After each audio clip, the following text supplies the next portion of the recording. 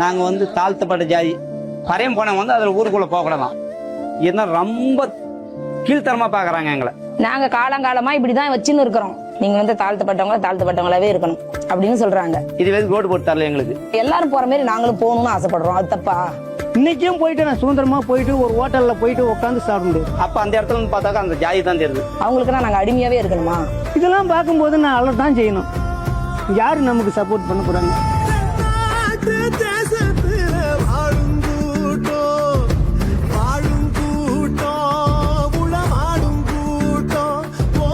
திமுக ஆட்சிக்கு வந்தா பறிக்கப்பட்ட உரிமைகள் எல்லாமே மீட்கப்படும்.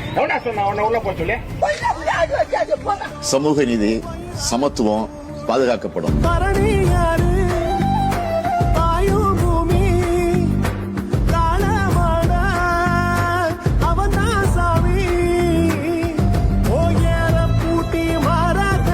பிறப்பால் நாம் அனைவரும் சமம். நீ எந்த சாதியில பிறந்திருந்தாலும் எந்த மதத்தை பின்பற்றினாலும் சட்டத்தின் முன் நாம் அனைவரும் சமம். எங்க பாட்ட